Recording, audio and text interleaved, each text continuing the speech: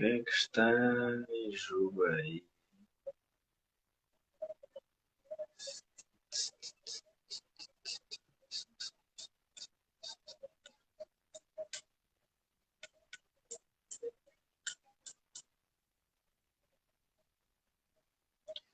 Mandei o convite aqui para ele, vamos ver se vai estar tudo de boa, tudo ok para chegar lá para ele.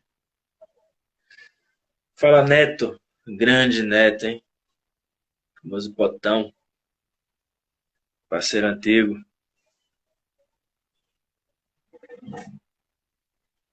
Boa noite, meu camarada. Você é caro, hein? Tá aparecendo de novo aqui, viu, tio? Que você não pode participar. Outro Neto aí, Netão, também é responsa. Vamos ver agora aqui. Pronto.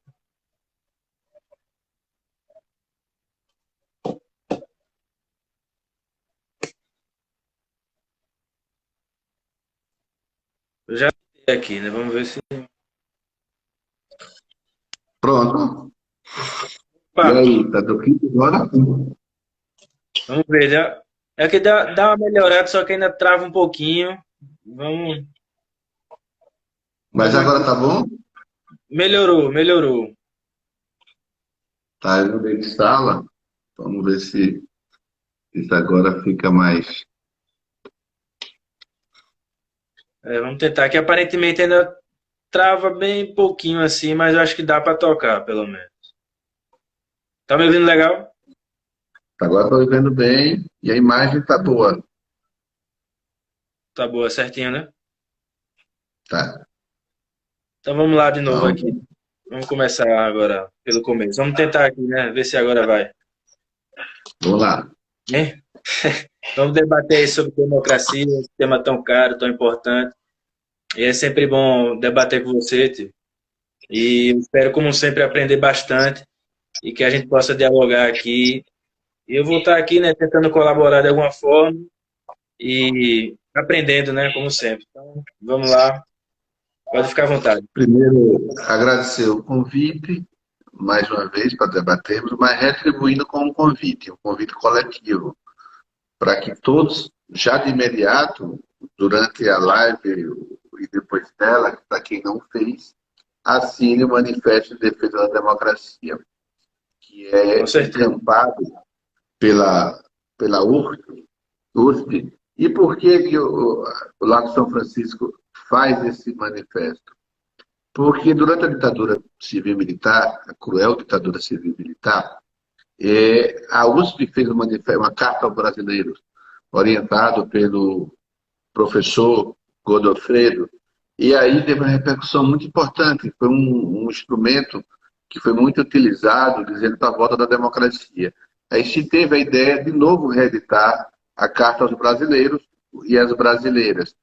No início, se esperava até, se procurava ter umas 3 mil pessoas inscritas, se procurou os juristas, e hoje, demonstrando claramente que a população brasileira quer a democracia, não quer a volta da ditadura militar, nós já estamos com mais de 800 mil assinaturas. Acho que vamos chegar até o dia 11 de agosto com 1 bilhão de assinaturas ou mais. E a ideia é que essas assinaturas prossigam até que possamos respirar tranquilamente e que vivemos uma democracia. Então, o convite que faço é que todos assinem a Carta aos brasileiros e brasileiras em defesa da democracia, divulgue cada vez mais e participe fisicamente, porque a presença também é importante. As universidades brasileiras, todas elas, vão realizar atos simultâneos. E, Gabriel, é bom informar, né, que a Universidade Federal de Sergipe também fará, fará esse ato. Eu não estarei em São Paulo, mas participarei do ato aqui de Brasília, da Universidade de Brasília. Então, participe, demonstre, mostre claramente que se é favorável à democracia, antes que seja tarde. A última demora que tivemos quando tivemos uma ditadura militar demorou 20 anos para voltarmos à normalidade. Então, vamos fazer isso antes que a prometida ditadura, que é assumida pelos governantes e vários de seus apoiadores, venha, de fato, se concretizar. Deixe de ser uma bravata para ser uma realidade, uma triste realidade. Exatamente. Perguntar aqui ao pessoal se tá. vendo o César aí bacana, se dá para ouvir ele direito. Porque pelo menos para mim ele tá travando um pouquinho. Dá para entender, só que ainda trava um pouco e tal. Aí eu não sei para os camaradas aí se tá tudo bacana. Quem puder depois responder aí também nos comentários, só para saber se tá legal. Que aí tá travando ainda um pouco, sabe, Tino? Entendi. Mas dá pra gente tocar. E aí eu aproveito também para fazer esse convite, né? Porque eu, né, como eu vi lá na lista que você publicou, das universidades que vão fazer o ato, aí eu não tinha visto da UF, né? Eu lembrei, porque o pessoal. Minha mãe falou aqui que a net ainda tá bastante turva e travando. É que é alguma coisa daí de Brasília mesmo. É, porque eu já botei no Wi-Fi, já mudei de sala. E, É, tá vendo? Tá embaçada, né? Fala, grande Rafa. É, que aí tá meio ruim aqui. Agora travou.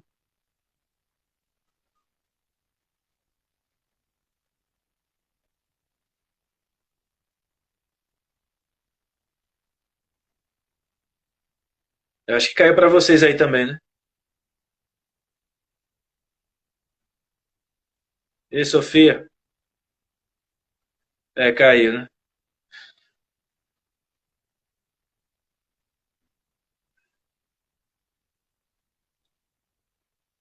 É, vai estar os. Que ele disse que é algum problema que tá tendo lá em Brasília mesmo, com o sinal dele. Ele disse que é algum problema lá de Brasília, que tá dando alguma coisa de interferência, ou a conexão não tá muito bacana, sabe?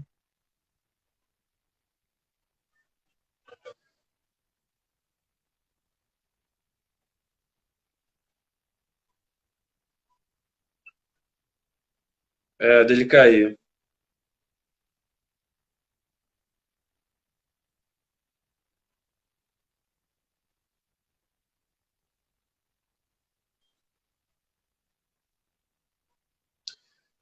Isso, eu vou esperar um pouco pra ver se ele já tinha reiniciado o celular e tudo. Só que ainda assim não ficou muito bom, não.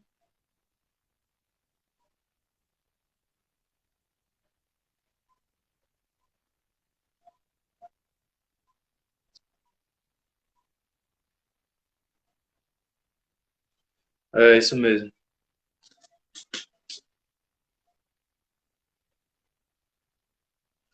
Mas vamos ver, ele voltou aqui, hein? Vamos ver se melhora.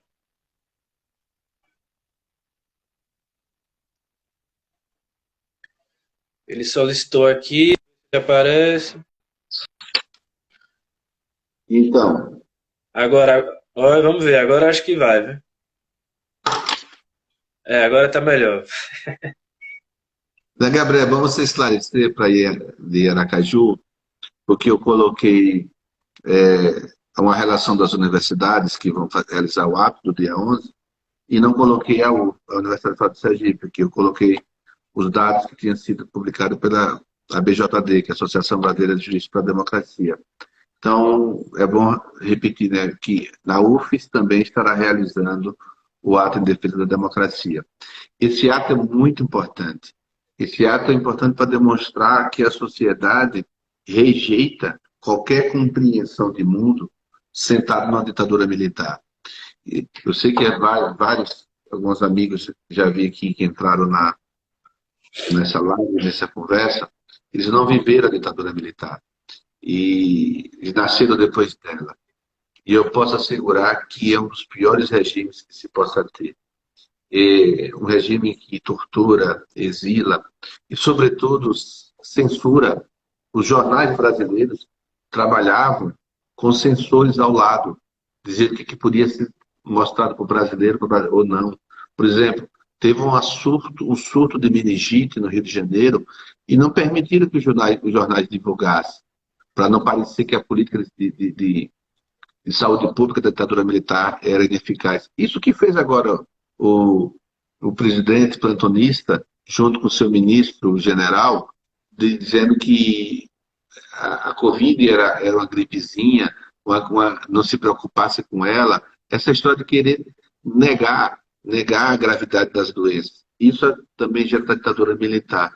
Durante a ditadura militar, por exemplo, sequer teve um sequestro, que foi um domínio Carlinhos, era proibido de falar sobre o sequestro, para não parecer que a política de segurança pública é ineficaz. As corrupções todas eram escondidas. Para você ter noção, já publiquei sobre isso, a, a Odebrecht, durante a ditadura militar, no período de Costa e Silva, era a terceira maior empreiteira da Bahia e termina o governo Costa e Silva sendo a segunda maior empreiteira do Brasil. E justamente constrói a sede da Petrobras. Então você vê que como viver sob a ditadura militar é horrível. Porque tudo que acontece é com sigilo, tudo que acontece é com proibição. Não sem razão, um governo que tem natureza militar atual coloca sigilo de 100 anos em tudo. A gente não sabe nem quem entra e vai a palácio, a gente não sabe como foi os gastos são secretos, criaram até no Congresso Nacional orçamento bilionário secreto. Então esse sigilo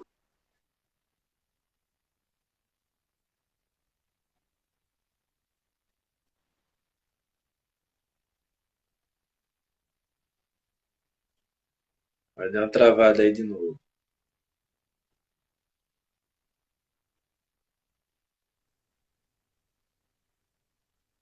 travou. Foi, voltou agora. Vai lá, continue. Pronto, por isso que é muito importante dizer não, não à ditadura militar.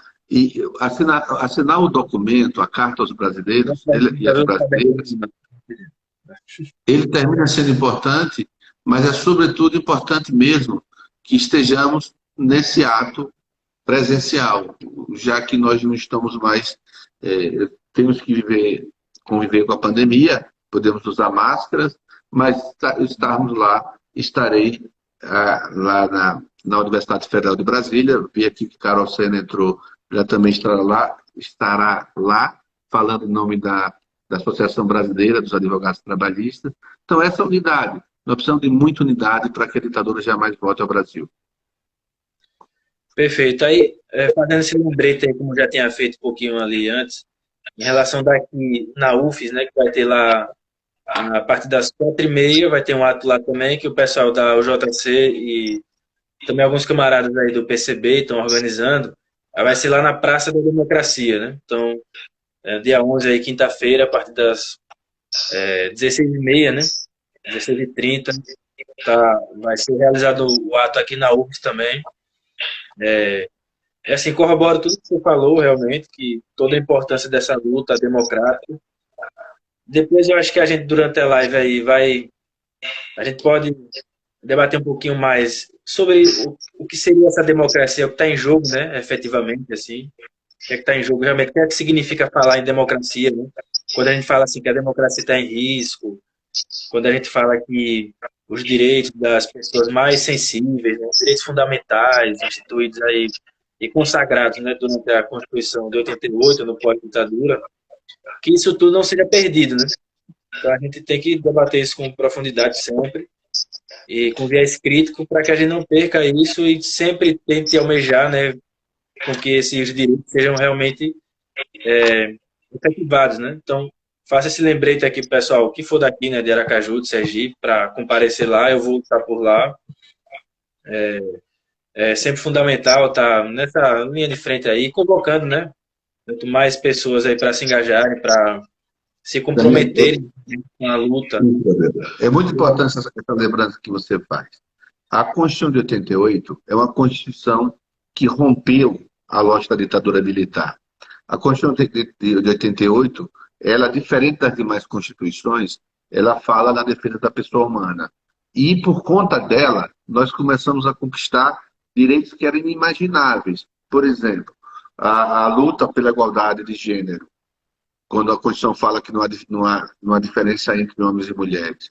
Isso era inimaginável lá atrás. Aliás, se falava que o homem podia absurdamente matar a mulher em nome da honra. Se trouxe direitos da classe trabalhadora para a Constituição. O direito sindical, o direito de sindicalização dos servidores públicos era proibido. A Constituição de 88 permite a sindicalização, reconhece o direito de greve. E a Constituição de 88 traz princípios fundantes da solidariedade, que fez com que nós tivéssemos esses projetos de inclusão o tempo todo. Então, e ela rompeu essa lógica militar, dizendo liberdade sim, censura não. Dizendo igualdade sim, patrimonialismo não. E é com base nessa Constituição cidadã que é respeitada no mundo todo que passamos a ter decisões importantes do Supremo Tribunal Federal, como o reconhecimento do casamento homoafetivo, né? Todas as discussões que você tem agora mesmo, conseguimos que o pai solo tivesse direito à licença maternidade de 6 meses. Essa Constituição cidadã que protege a criança, que protege o adolescente, toda ela veio porque rompeu com a lógica da ditadura militar. E você sabe o que aconteceu no Brasil com o golpe de 64. A primeira coisa que ela fez foi suspender a Constituição de 45. Foi dizer, a Constituição não, impõe uma nova Constituição, uma Constituição repressora, que retirou o direito de votar para presidente, o direito de votar para governador, para prefeito de capital. Então, nós tínhamos senadores biônicos que eram indicados pelos governantes. Então, eu não tenho dúvida nenhuma que quem não tem amor pela democracia, que faz do ódio, que faz da ditadura, da repressão, da violência, um jeito de pensar a política, vai implementar isso logo a seguir, e a forma que vai fazer é necessariamente, infelizmente, revogar a Constituição de 88 e impor ao Brasil uma outra Constituição. Por isso que é muito importante esse ato de defesa da democracia, e não só ele, nós espalharmos para todo mundo a importância de viver num sistema em que há respeito à diferença, há respeito ao pensamento plural, e não ao pensamento monocrático, ainda mais o pensamento monocrático autoritário. Então, esse ato do dia 11 é muito importante, mas não só ele, é preciso mesmo que a gente implemente a democracia na nossa vida, como nós achávamos que já estava implementado. Como nós achávamos que já era algo absolutamente normal. Que a gente poderia era avançar mais, né, em vez de retroceder. Mas quando você vem um governante que fica ressaltando como ídolo dele, livro de cabeceira, o general Brilhante Ustra, que de brilhante não tem nada, porque ele torturava, porque ele matava, e é um herói para ele. Quando você tem personagens que acham que o AI-5 que matou, que fechou o Congresso, que aposentou compulsoriamente ministro do Supremo, que cassou ministro do Supremo, que fechou, que impediu a concessão de habeas corpus, ele é um instrumento bacana. Quando você tem cidadãos que acham que tem que censurar e acham que resolve as coisas com arma, com violência, a gente tem que começar a perceber que já perceberia lá atrás que algo estaria errado, que algo não daria certo, como de certa forma nós estamos vendo. Se você for olhar até mesmo o discurso de combate à corrupção, o que aconteceu no Brasil? Orçamento secreto bilionário, nós estamos vivendo sigilos de 100 anos em várias questões de investigações, delegados sendo afastados porque estavam investigando, e confessadamente, porque não se pode investigar os parentes e os amigos. Você tem um sistema que revoga toda a legislação que permite a investigação, e a corrupção aumentou. Então, você vê, nem naquela campanha, eu acho que é correto combater a corrupção, se efetivou, até porque os inimigos deles, que diziam que o Centrão é que era o responsável pela corrupção, é quem dá sustentação ao governo. Por isso, gente, que nós estamos falando de algo absolutamente importante, defender a democracia brasileira, porque o que se quer e os acenos que se faz é de que se quer uma ditadura com AI-5, com fechamento do Congresso, com fechamento do Supremo Tribunal Federal. Assumidamente, não está se falando disfarçadamente, dizendo assumidamente, e aliás está convocando o 7 de setembro para isso. Exatamente. E aí eu faço até um lembrete também em relação assim, ao papel da advocacia, né, que é sempre importante. Como essa luta é uma luta plural, é uma luta de todos, né? Eu percebo às vezes em um certo debate assim entre advogados, quando a gente debate lá entre as comissões também, que eu tenho participado, né, que faço parte da Comissão de Direitos Humanos aqui do OAB e de Igualdade Racial também. E assim, eu fico chateado, às vezes com raiva também, quando o pessoal fica tentando se eximir um pouquinho do debate político, sabe? Como se não fosse papel do advogado debater política também, sabe?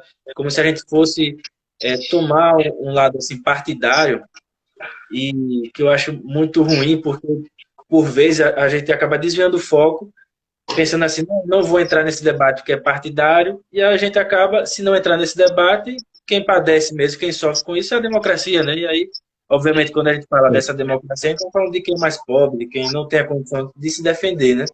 Então, E parte do raciocínio, um conceito absolutamente equivocado de confundir política com partido, né? é, A questão partidária é uma questão, até o próprio nome diz partido, é uma parte de pensamento. A questão da política, não. Política é vida. É a política que decide tudo sobre nós. É a política que decide o preço do salário mínimo, o valor do salário mínimo. É a política que define se o Banco Central tem que ser autônomo ou não, como é que tem o relacionamento familiar, o custo de vida, tudo é resolvido na política. E a política é a forma que nós nos relacionamos, que não se confunde com questões partidárias nem politicagem. É a nossa fórmula de nos expressar. Então, isso é um equívoco muito grande, confundir política com questão partidária. Bom, e para quando vem da advocacia, e você tem razão de pensar o seu espanto, porque a advocacia brasileira ela é admirada, invejada até no mundo todo, porque a advocacia brasileira compreendeu que trabalhar a sociedade, os valores democráticos, por isso que está na Constituição brasileira que nós somos a única instituição da sociedade civil com legitimidade para dar efetividade a esses princípios fundamentais, com as ações diretas de constitucionalidade, arguições de descumprimento de preceitos fundamentais. Nós somos a única instituição no mundo que tem essa atribuição de defender a democracia. E eu falo assim, como eu cuido do outro, o outro cuida de mim, como a advocacia brasileira cuida da sociedade, a sociedade cuida dela, dando-lhes prerrogativas que não existem no mundo nenhum.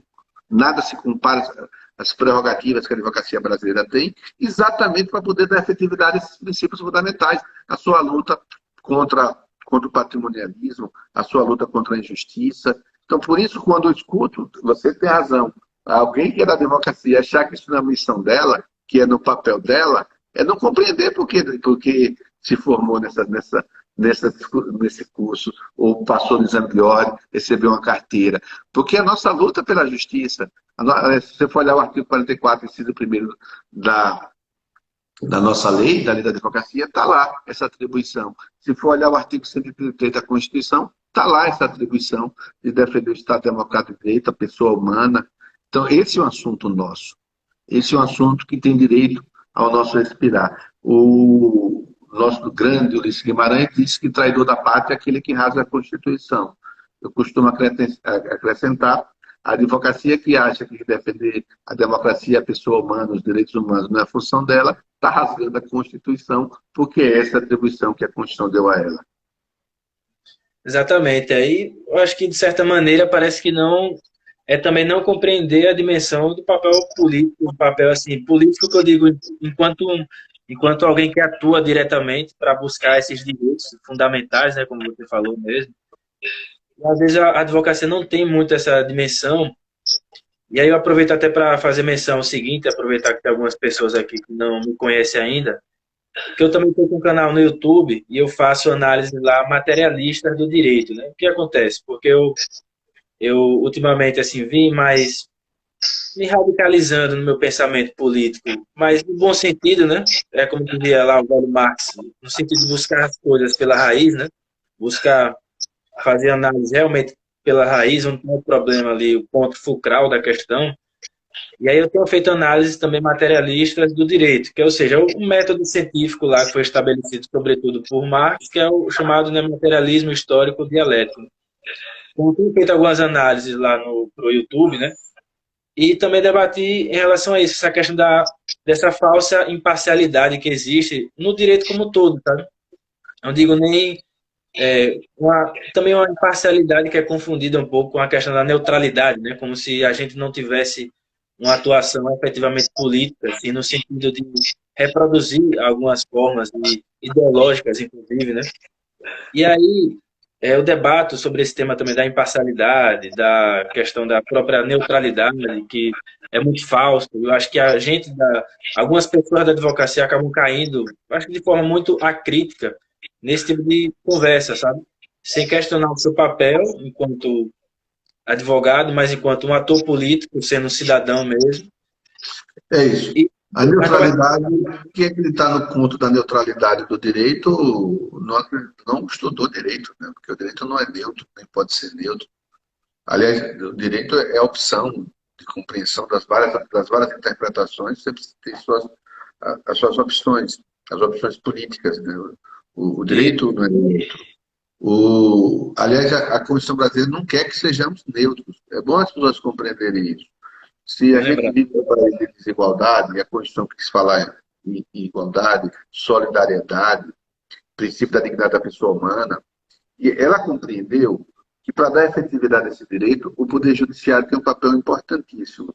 Por isso que ela diz que o magistrado e o membro do Ministério Público, ele é inamovível, né? Ele não pode ser transferido a favor da vontade dos chefes políticos de plantão.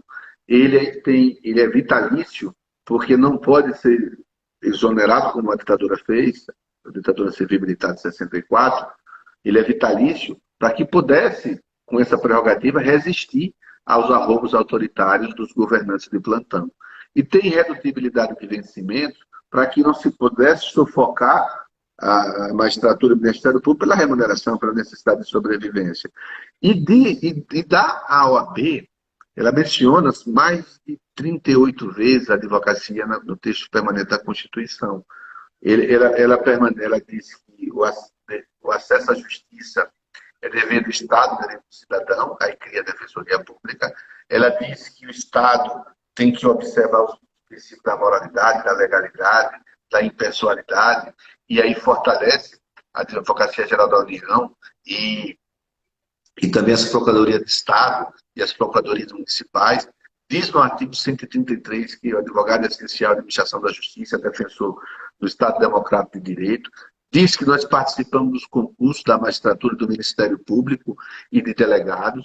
Diz expressamente que nós temos vozes e representantes no Conselho Nacional do Ministério Público, no Conselho Nacional da Magistratura. Quer dizer, ela nos deu legitimidade para defender a Constituição, independente da pertinência temática. O Conselho de Medicina, para ingressar na Justiça, precisa provar que tem pertinência temática para a medicina. Nós não. Nós não precisamos, porque nossa pertinência, nossa temática é a sociedade. Nossa temática é a democracia. Então, nós podemos entrar no Supremo, qualquer que seja o assunto, para garantir a efetividade da Constituição. Então, você vê como a Constituição brasileira apostou demais no Poder Judiciário, apostou demais em nós mesmos. Por isso que eu sempre repito, quem não compreende isso, não compreendeu a missão constitucional que nos deram. Então, às vezes a gente culpa muito, sabe, Gabriel, o legislativo, culpamos muito o executivo pelas mazelas do Brasil, e claro que devemos culpar, porque várias eleições são responsáveis, mas não nos culpamos. A gente é quem dá a última palavra na vida do país.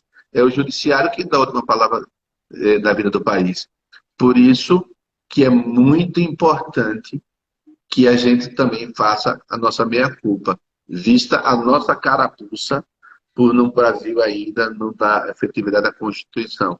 A gente precisa constitucionalizar o Brasil. E aí o judiciário, com todas as suas atividades, precisa fazer a meia-culpa. E o momento importante é exatamente esse.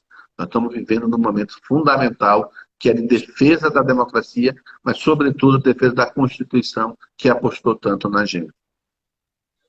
Perfeito, exatamente. Eu faço um lembrete novamente aqui, um tanto quanto histórico, em relação à sua atuação, principalmente, e da atuação da OAB. Eu diria assim, porque de uma maneira ou de outra, a gente começa a vir para esse cenário, olhando aqui mais o viés político, a partir de 2016, né, com o golpe que a gente teve lá contra a presidente Dilma, né?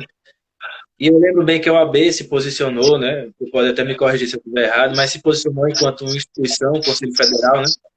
De forma a ser favorável, né, ao impeachment da presidente. Ao golpe parlamentar contra a Dilma, verdade. Eu lembro muito bem, né, que circulou um vídeo, eu não sei exatamente, mas como chegou até mim, Eu acho que talvez eu tenha visto em rede social sua, que você foi lá e defendeu, né? Ou seja, os direitos dela, já denunciava, porque a gente já denunciava isso. Nessa época eu estava estudando, né, ainda, mas já estava ali inserido no debate, me engajando, participando de debates, sempre denunciando assim como foi a farsa da Lava Jato, que também corrobora muito com toda essa questão de trazer o bolsonarismo e o fascismo à tona também. É sempre bom a gente ter essa missão histórica aqui. E foi fundamental ali o seu ponto divergente para colocar a OAB, né, realmente numa posição de que ela se coloque enquanto um guardião da Constituição, dos direitos mais fundamentais e sensíveis do ser humano, né? Eu acho que foi um ponto muito errado, assim como já tinha acontecido também durante a ditadura e tal, mas foi um ponto muito errado. E aí eu volto para esse papel da advocacia atuar e do advogado saber o seu papel de ator político também em uma democracia, se ele quiser sustentar essa democracia enquanto tal e quiser, quem sabe, melhorar. Exatamente, Gabriel. A OAB, e a gente não pode negar a história, você não pode contar a história negando-a, e a OAB sempre defendeu, e intensifiquei muito no meu mandato, a efetivação da justiça de transição, que pressupõe a anistia daqueles que lutaram, com a versão de que é perdão e desculpas. Tanto é que a anistia de Jean Goulart foi feita na conferência da OAB que eu presidi.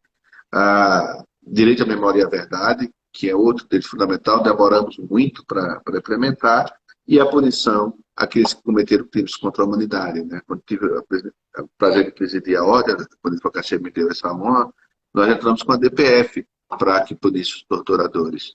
Então é preciso sempre valorar a importância da advocacia.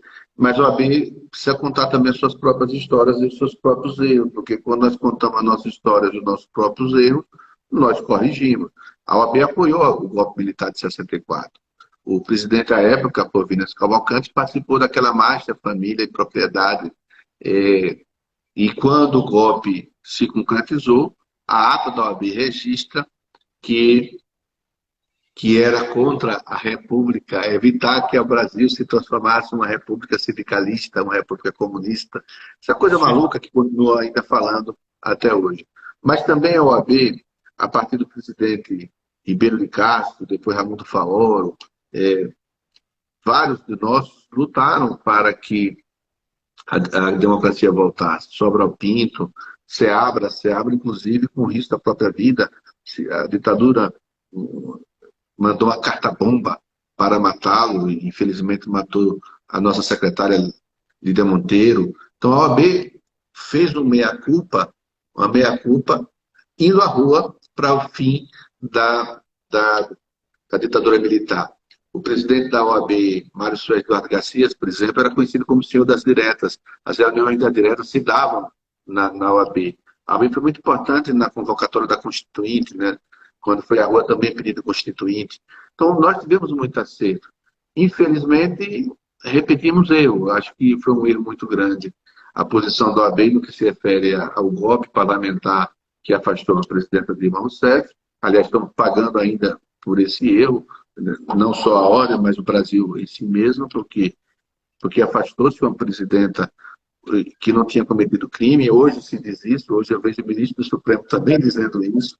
Então, foi um erro grave que a gente não pode repetir.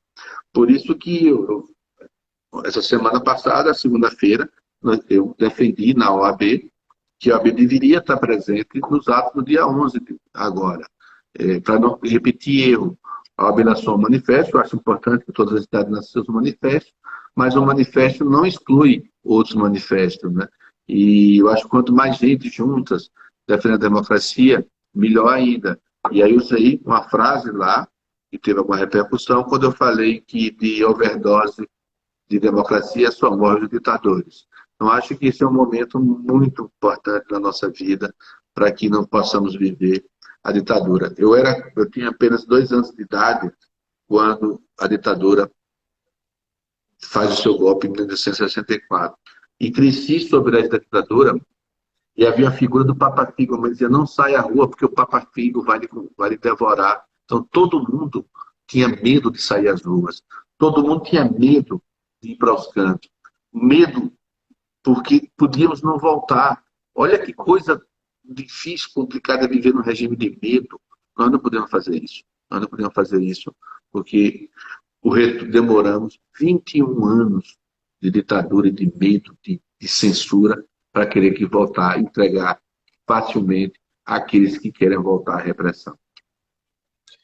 Exatamente. Eu lembrei também quando teve o caso aqui do assassinato brutal, né, de Genivaldo, provocado lá pela PRF, e também teve manifestação, durou, digamos assim, eu não lembro exatamente, mas eu acho que coisa de alguns dias, e pontualmente, né, a OAB, aqui através da Comissão até de Igualdade Racial também, de Direitos Humanos, se prontificou, foi até Umbaúba e tal, mas eu lembro que teve um sábado que teve manifestação também, só que aí teve alguns partidos políticos, né, tal, associado mais à esquerda, né, que está mais associado à justiça social, e aí o pessoal da OAB,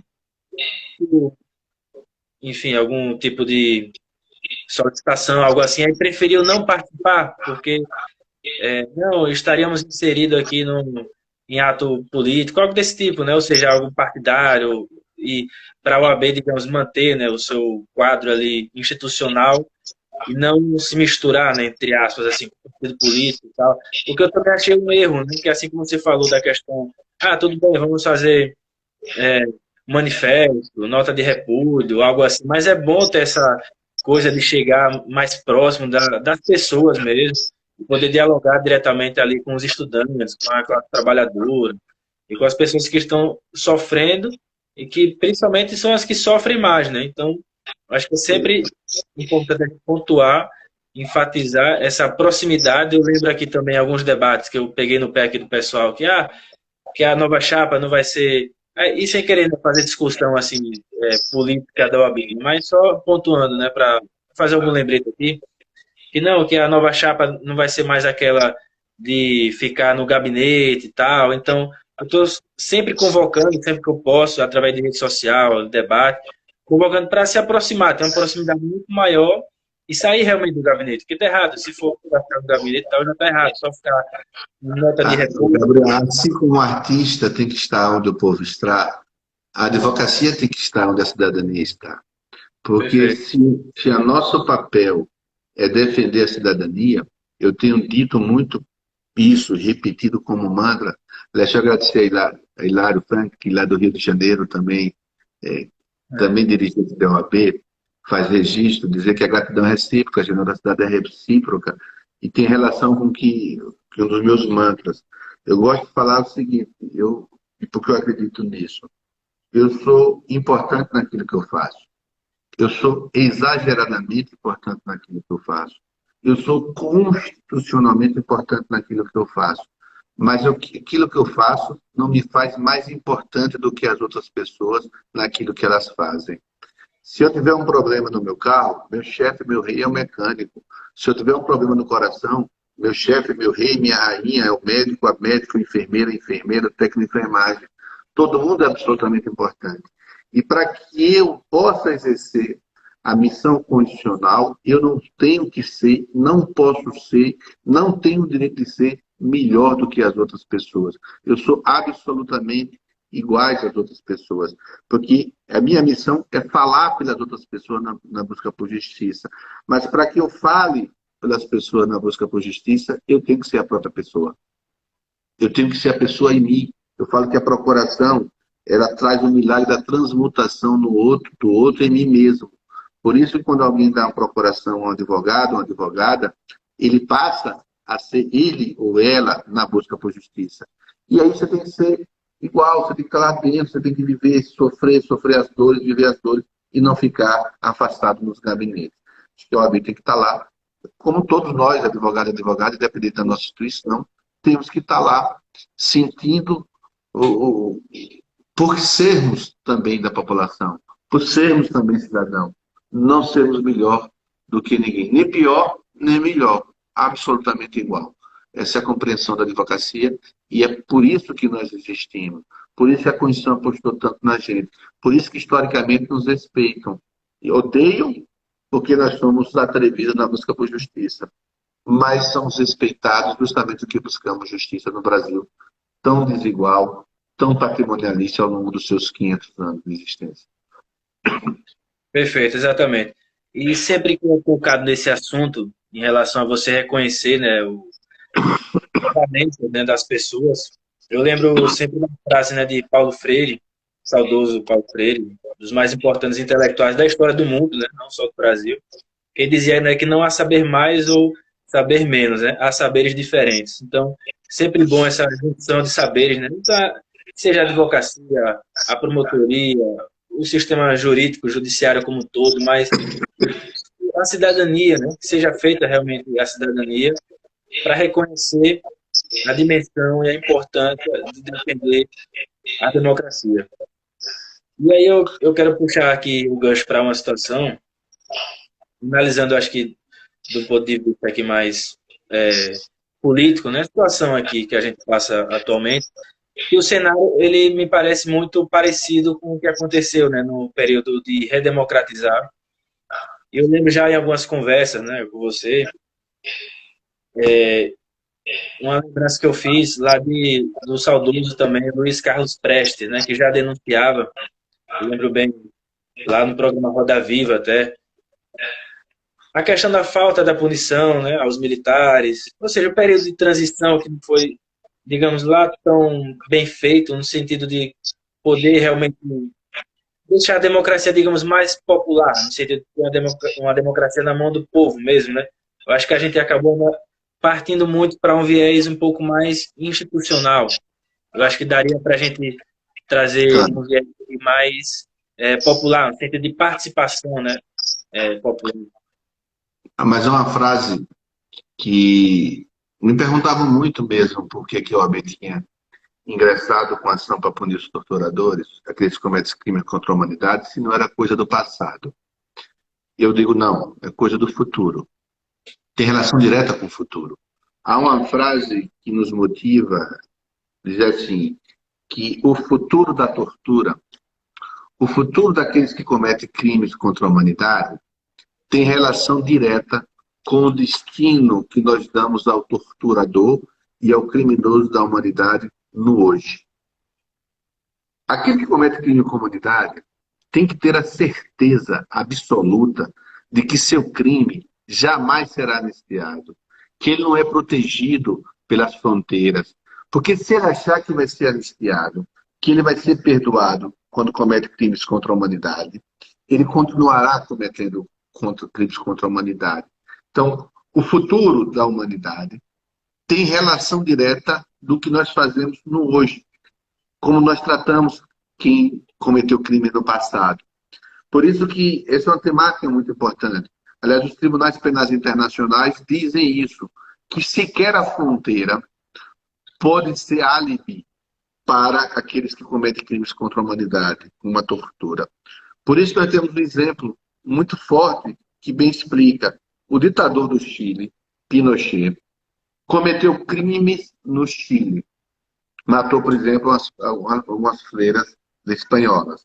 Ele foi condenado na Espanha por crimes cometidos no Chile, que é crimes contra a humanidade, e foi preso na Inglaterra. Porque essa é uma compreensão de sobrevivência da humanidade, de que esses criminosos não podem ser perdoados. Por isso, quando se entra com ação para punir torturadores do passado, no hoje, é para evitar que a tortura seja relativizada no amanhã. Infelizmente, a tortura no Brasil ainda é um instrumento relativizado. Basta ver o que aconteceu aí na nossa Sergipe, como a Polícia Federal tratou, a Rodoviária Federal, tratou e assassinou um cidadão. Foi brutal. Porque a tortura, de certa forma, é permitida ainda. Não pode, isso é crime contra a humanidade. A gente não pode perdoar torturador. Então, por isso que são temas que são muito caros. São caros para a OAB, são caros para mim, e essa é a razão da nossa DPF, que está relacionada com o que pensa a humanidade. Os tribunais penais internacionais, a Corte Interamericana de Direitos Humanos, são fórmulas de prevenção. Por exemplo, a Lei Maria da Penha, ela surge por conta da violência contra Maria da Penha e da inércia do judiciário brasileiro. Se foi a Corte Americana de Direitos Humanos, a Comissão de Direitos Humanos faz essa observação e o Brasil teve que adotar uma lei de combate à violência contra a mulher, que é a Lei Maria da Penha, mudando essa lógica insana que tinha no passado, que admitia que as pessoas fossem absolvidas em nome da honra. Então, hoje, não. Tapa de amor dói da cadeia, e tem que dar cadeia mesmo. São modificações, conceituações que a humanidade vai trazendo e nos ensinando.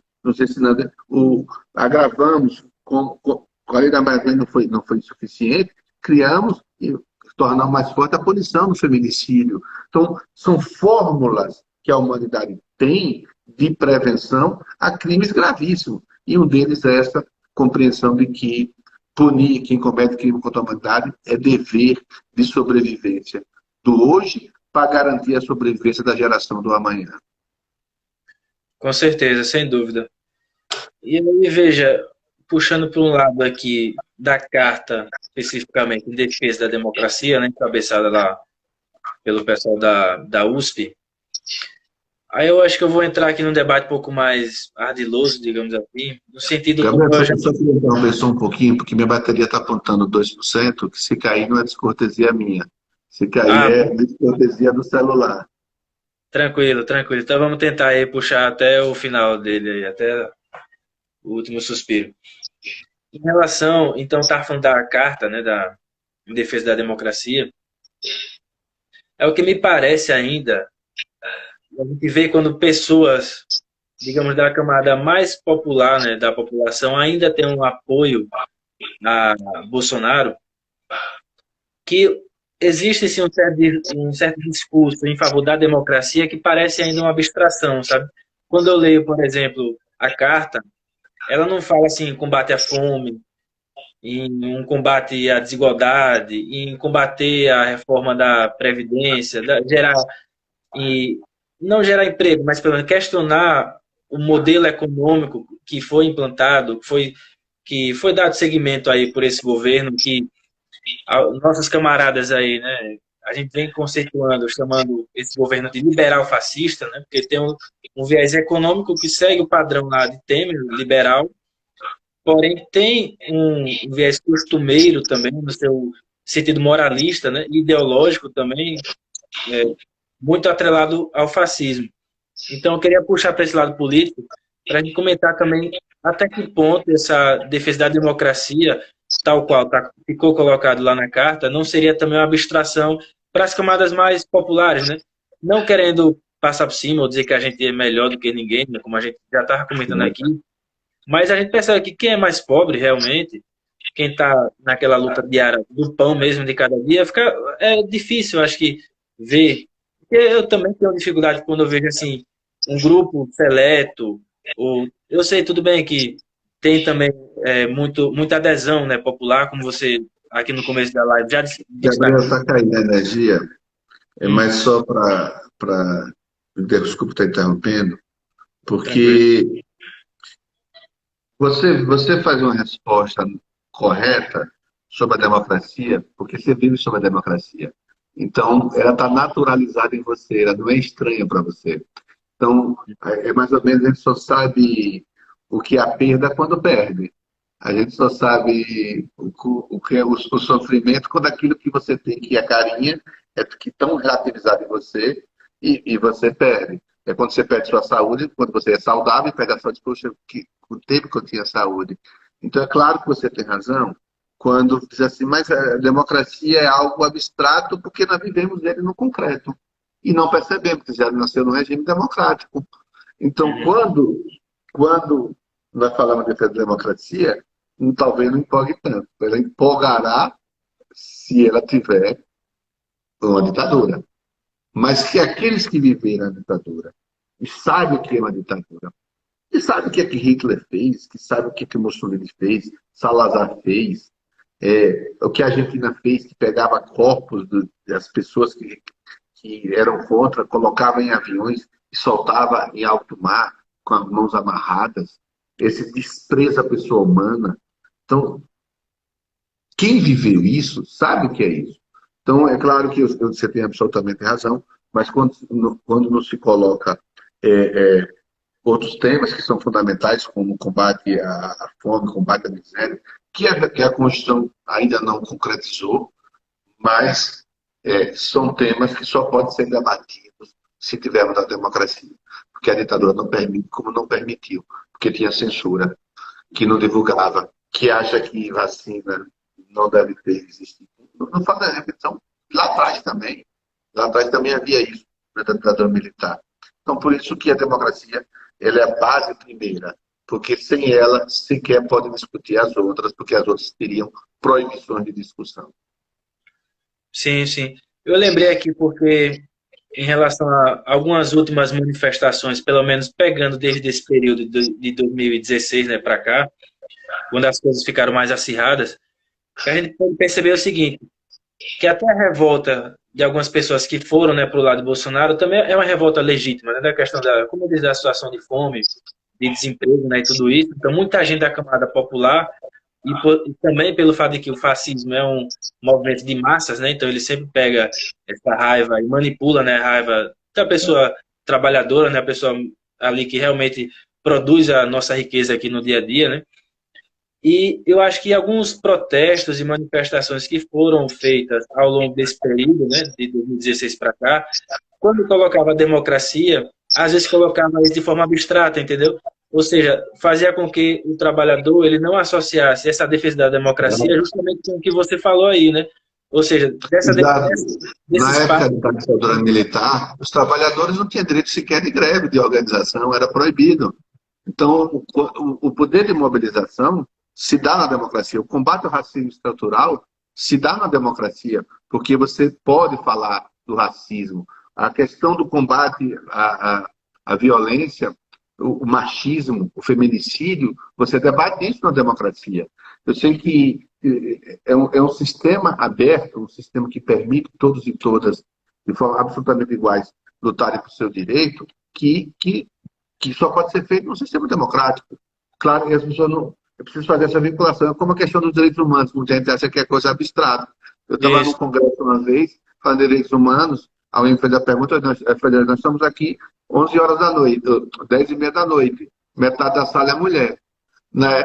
Se não tivesse a luta dos direitos da igualdade da mulher, vocês não estariam aqui, porque a mulher não podia estudar, porque mulher para trabalhar precisa de autorização marital, os homens podiam entrar na justiça até 1988 para pedir a rescisão do contrato de trabalho da esposa, se dissesse que o trabalho atrapalhava o casamento. Então, são lutas de democracia, são lutas de direitos humanos que as pessoas não percebem. Se nós estamos discutindo cotas de ingresso, é briga de direitos humanos.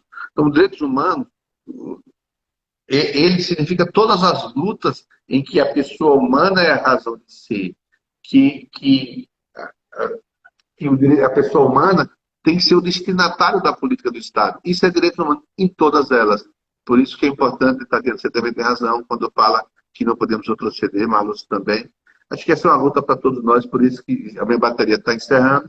Eu queria reforçar o convite. Participe no dia 11, na universidade da sua cidade, para defender a democracia. Assine o manifesto, que é um manifesto plural, não é um manifesto partidário, é um manifesto, sim, político, que defender a democracia é um ato político, e para que não possamos retroceder e ser tarde demais, lembra muito com o Chile que nós demorou 21 anos para voltar, e o Brasil não merece mais isso, a cidadania brasileira não merece mais isso.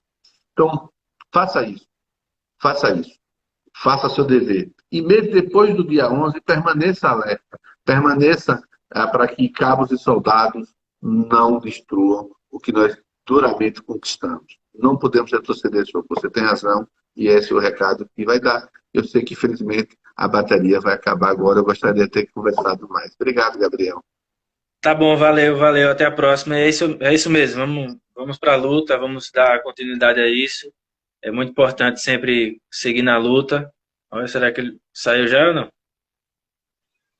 E aí, camaradas, eu faço lembrete, né? Que é como dizia o camarada, o saudoso camarada dos camaradas, né? Lênin, que dizia que a luta por justiça é uma luta política, luta por direitos políticos e não direitos meramente legais, né?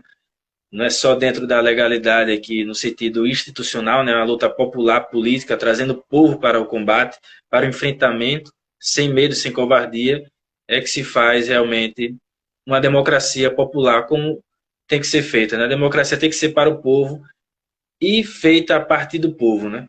Acho que essa que é a grande questão que a gente tem que debater, né? Não sei se o camarada aí, Cyber Comum, ainda está por aí. Se tiver, dê um alô aí, Cyber. Mas é isso aí, camaradas. Até a próxima. Não é isso, Adriano?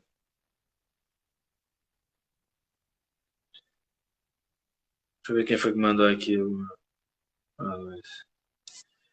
Beleza, camaradas. Até a próxima aí, hein? Vou encerrar aqui. Valeu.